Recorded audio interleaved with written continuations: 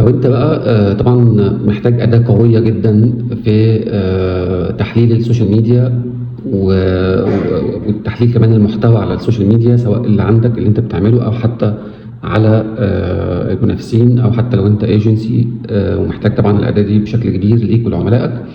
اعتقد السوشيال انسايدر هيبقى أداة مهمة جدا ليك. هو الميزة فيه او الفرق بينه وبين حاجات تانية كتير ان هو اولا طبعا هو في بلاتفورمز كتيره مختلفه، يعني مثلا في تيك توك، انستجرام، لينكدين، فيسبوك، تويتر، يوتيوب. هو طبعا كده اكتر من السوشيال بليد اللي احنا قلناه في الفيديو اللي فات. في نفس الوقت كمان هو هيديك اناليسز وبنش ماركينج، هيديك كمان سوشيال ميديا كونتنت اناليسز، وهيديك داتا انتجريشن للسوشيال ميديا بشكل او باخر. في كمان ريسورسز كتيره قوي هتتعلم منها وتستفيد منها وهتساعدك. فاعتقد ان السوشيال انسيدر هيبقى بالنسبه لك اداه قويه جدا ومهمه جدا ان انت تربط بيها السوشيال ميديا بتاعتك، وتفضل طول الوقت بتقارن بينها وبين الكومبيتيتورز اللي في مجالك، وبينها وبين اكونتات انت عينك عليها وعاوز تعمل محتوى ينافس المحتوى بتاعهم، او حتى يبقى محتوى منافس في مجالك بشكل او باخر.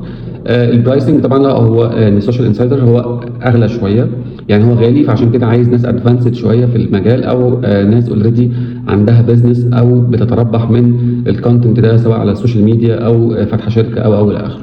جربوا سوشيال انسايدر وقولوا لي ايه رايكم، وقولوا لي ايه الفروق ما بينه وما بين السوشيال بليد اللي كان في الفيديو اللي فات، وقولوا لي انتوا بترتاحوا مع انهي اداه اكتر وانهي اداه فادتكم اكتر. ولو في ادوات مشابهه ثانيه برضو شاركوا في التعليقات بحيث كلنا نستفيد من بعض. اشوفكم دايما على خير وبالتوفيق للجميع.